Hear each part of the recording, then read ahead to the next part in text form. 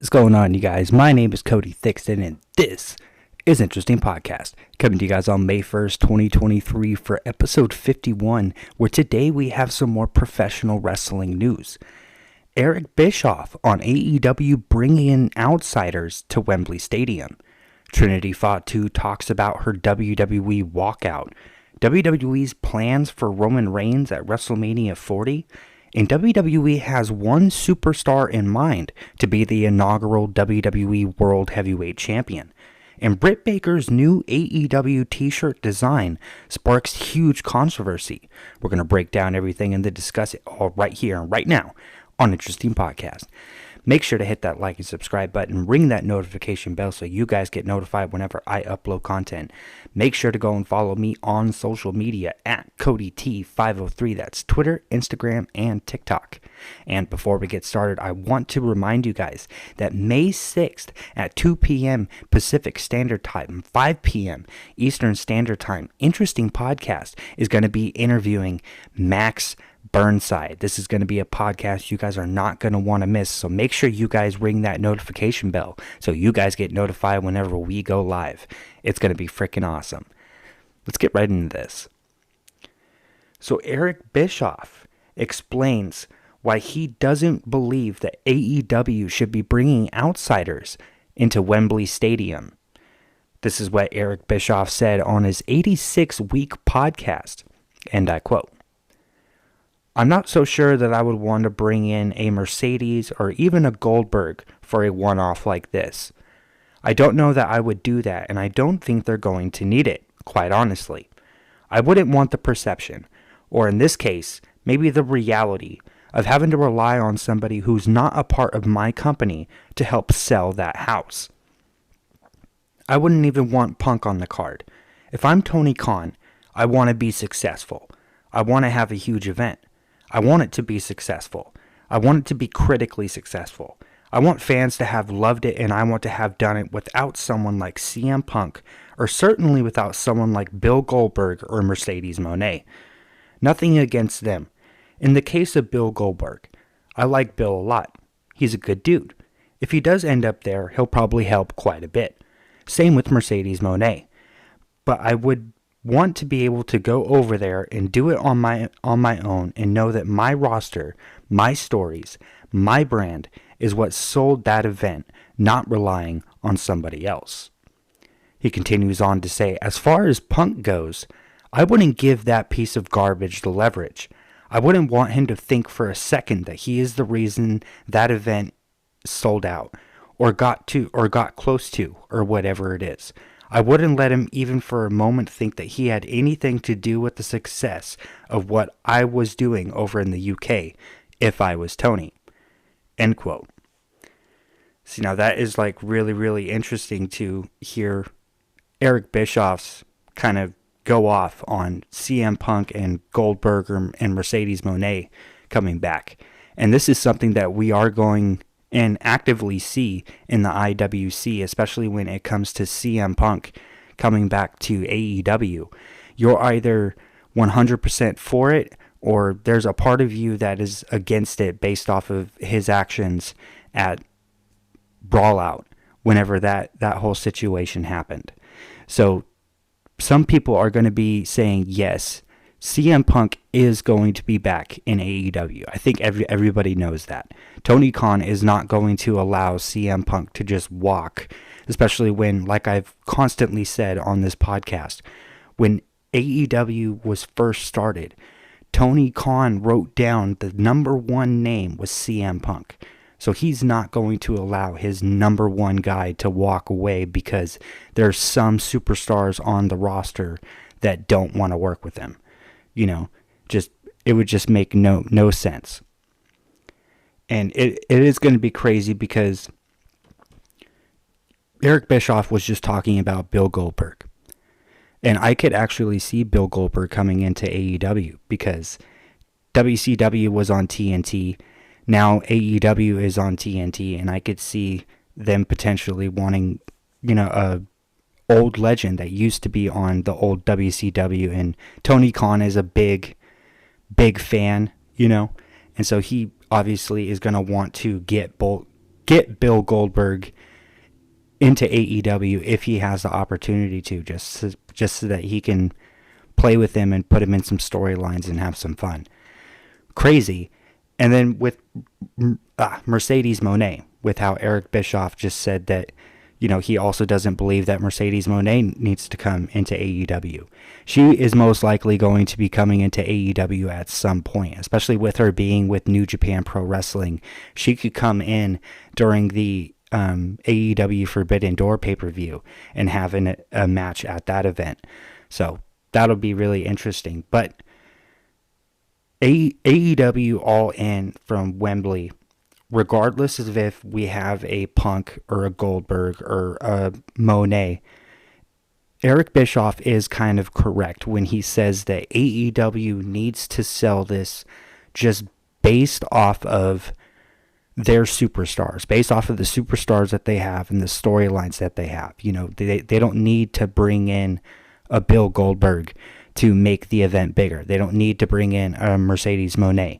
Like, we've seen it way too many times in AEW where they bring in people, and it's like it comes to a point where it no longer means something when it's overplayed and overplayed and overplayed. Like, you can't have it be a surprise when it's constantly happening, because then it's no longer a surprise. You're anticipating somebody to make their debut, and that just kind of ruins it.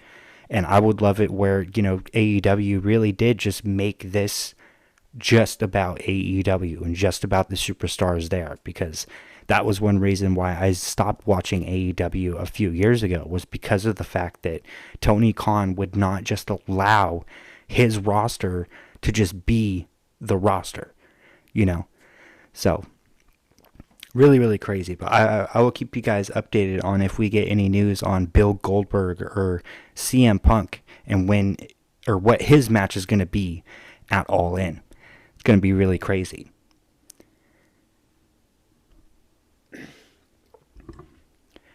Trinity Fatu talks about her walkout of WWE. This is going to be really interesting.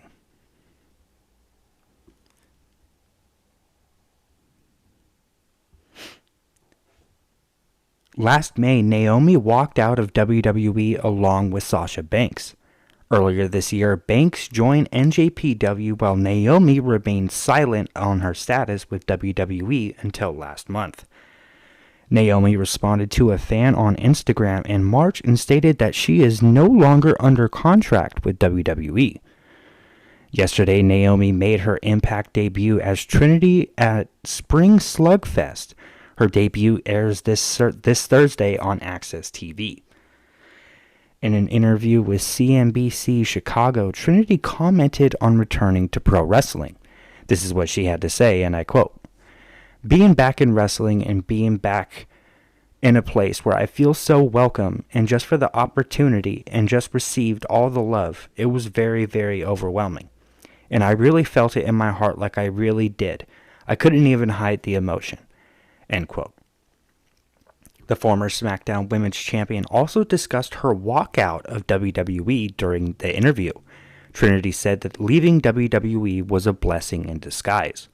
She had this to say, and I quote, "I've been wrestling 14 years now, and then one day everything just changed, and I felt like my whole world was turned upside down, and things were shuffled around.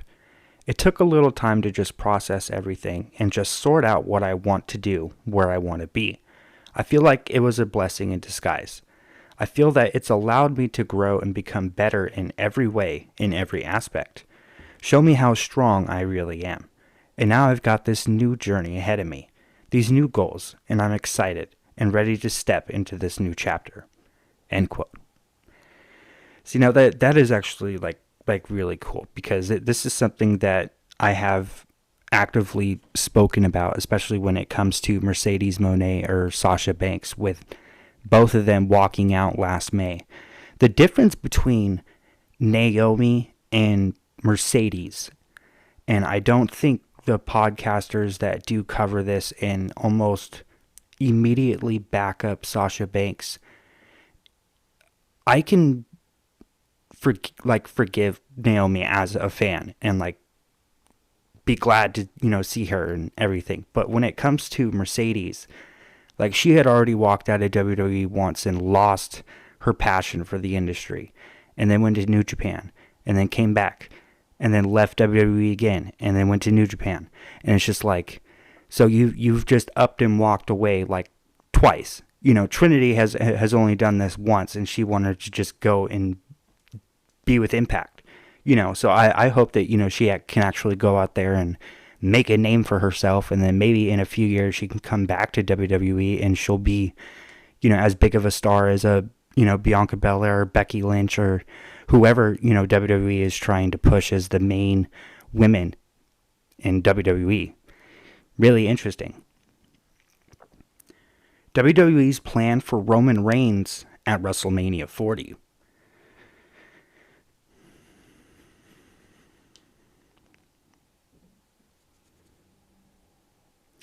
Roman Reigns successfully retained his undisputed WWE Universal Championship by defeating Cody Rhodes in the main event of Night 2 of WrestleMania 39. The result of the match shocked everyone, and the company received a lot of criticism as well. The Tribal Chief is scheduled to surpass 1,000 days as the Universal Champion on Saturday, May 27th at Night of Champions. As of now, Roman Reigns has no strong opponent who can dethrone him. Many fans expect Cody Rhodes will dethrone Reigns at SummerSlam. However, that's not the case. WrestleVotes told Give Me Sport that the rematch between Roman Reigns and Cody Rhodes will take place on Sunday, April 7th at WrestleMania 40 in Philadelphia, Pennsylvania. They had this to say, and I quote, "I can say this.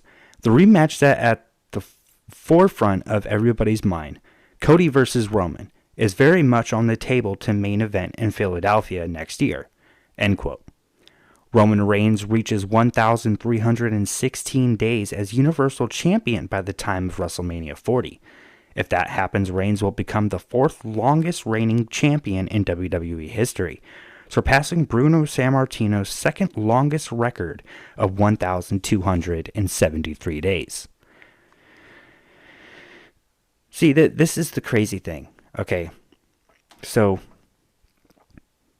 it was speculated for years now that we were going to get The Rock versus Roman Reigns, and that is the whole reason why we got this Tribal Chief character, or the head of the table, is so that Roman Reigns can get through everybody, can, have his family have his back, and then he ends up facing The Rock in his final retirement.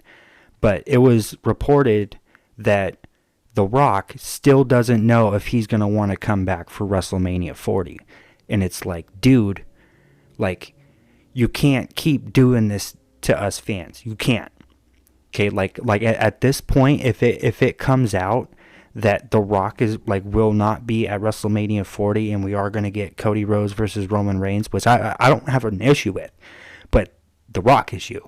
If he comes out and says that, he's not ready, nobody is going to care in the future of what he wants to do, because right now is the perfect time with the perfect story, the perfect layout, especially with him having over a year in advance to get everything situated. It's like nobody is going to want to see this match because it's been speculated and it's been rumored and it's been teased and it's been for years now. And I think people are just over it. It's either give it to us or don't even bother.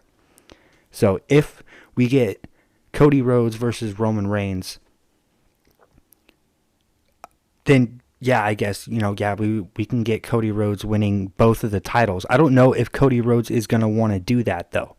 I could see it where if we get Roman Reigns losing at SummerSlam, then Cody Rhodes could actually be one of those champions that wants to split up the titles and wants to defend one or the other, or where, and I don't know. It's just crazy to think that there was all of this hype for next year's WrestleMania, and something that I talked about on this podcast when it came to Roman Reigns and The Rock, and then now it's just shattered. And it's like, What the hell? Like, it's the most perfect storyline between two of the biggest stars in WWE right now, and then they're just going to scrap it and go with something else. Freaking insane. But obviously, I will keep you guys updated on if we get any more teasers about The Rock returning next year or WWE's real plans for Roman Reigns at WrestleMania 40. Should be really interesting.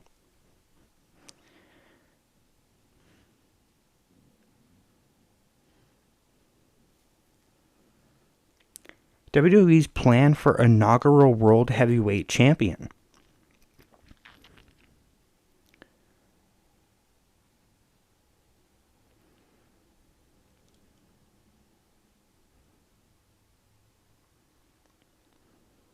This past Monday on Raw, WWE's Chief Content Officer Triple H unveiled the new World Heavyweight Championship.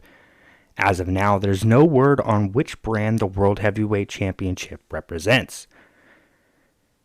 Sports Illustrated reported that it was Triple H's idea to introduce a new world title for the promotion. There are several superstars who deserve to be the new World Heavyweight Champion in WWE. WrestleVotes told Gimme Sport that Seth Rollins is the current favorite to win the new World Heavyweight Championship. They had this to say, and I quote, "With the new title, I've heard he's a strong candidate to be the first guy. No doubt about it. Seth is your leading candidate." End quote. See, now I have no problem with this at all because Seth Rollins is really, really good. He's a really, really good professional wrestler, and he has everything that ticks off the box as far as what WWE is looking for in a superstar, because he can go on to, talk shows and walk the red carpet or be everything and represent the company. He is doing the best work of his career. He is fantastic in the ring. We also need some more big stars being built up even more now that Roman Reigns will eventually be leaving next year after WrestleMania 40. So if you go back, and this is something I want to bring up. Okay, if you go back to episode 44 of my podcast, I'll actually pin it up right here. I actually talked about what Logan Paul expects from his WWE contract. And he was actually expecting a WWE World Heavyweight Championship match. So I could definitely see WWE wanting to give Seth Rollins, where he's going to be the inaugural World Heavyweight Champion. And then maybe next year at WrestleMania, or maybe at SummerSlam, or somewhere in between, we'll get Logan Paul versus Seth Rollins for the WWE World Heavyweight Championship, and that'll be another spin-off of their rivalry at this year's WrestleMania, which would be really, really good. I think that would be a really good match because Logan Paul is really good in the ring. Obviously, Seth Rollins is really good in the ring. For them to go back and run it back again would be freaking awesome. Really awesome. And just so that everybody, who maybe listens, this is what the new World Heavyweight Championship looks like. Like, it's a crazy looking design. Really freaking crazy. I like it. Britt Baker's new AEW t-shirt design sparks huge controversy.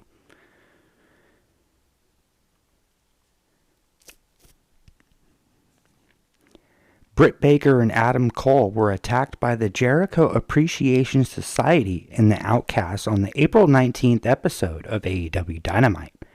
Cole was handcuffed to the rope while Paige hit Baker with the kendo stick. 2 days later, DMD posted a photo of her with a black eye on Twitter.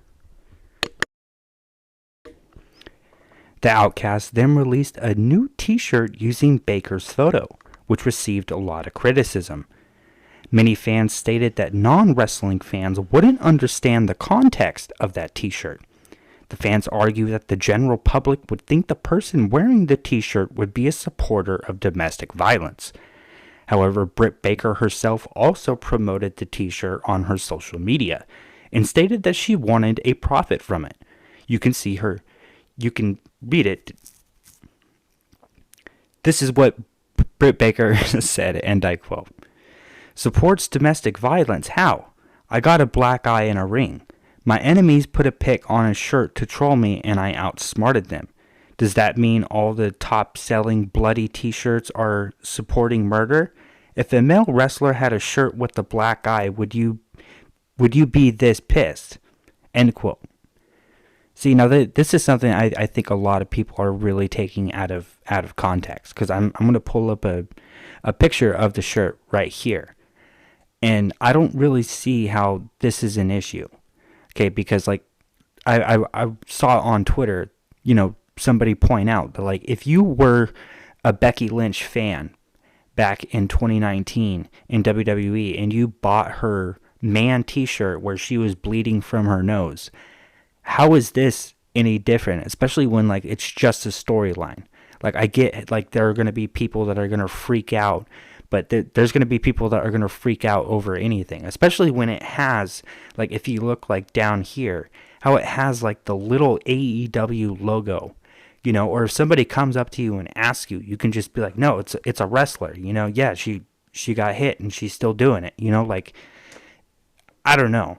And especially because, like, it's not an actual thing. She even said it's just a little troll, but it's going to become one. It. Like, AEW will definitely. I don't know. I just think people are really taking this out of context, and I don't really see an issue with this t-shirt. I mean, I would rock it, and if somebody asked me, I'd say that's frickin' Britt Baker.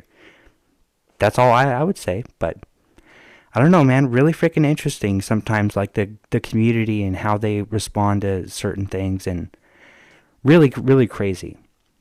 But that was all the news that we actually had here today on May 1st, 2023 for episode 51. Make sure to hit that like and subscribe button, ring that notification bell so you guys get notified whenever I upload content. Make sure to go and follow me on social media at CodyT503. That's Twitter, Instagram, and TikTok. And remember, May 6th, Interesting Podcast is going to be interviewing Max Burnside. And then later on this month, May 27th at 2 p.m., Interesting Podcast is going to be interviewing Jackhammer. And then I actually have 2 more announcements coming for the month of May when it comes to interviews with Interesting Podcasts. We have a whole lot going on this month, so make sure to hit that notification bell so you guys get notified whenever I upload anything. I'll catch you guys later.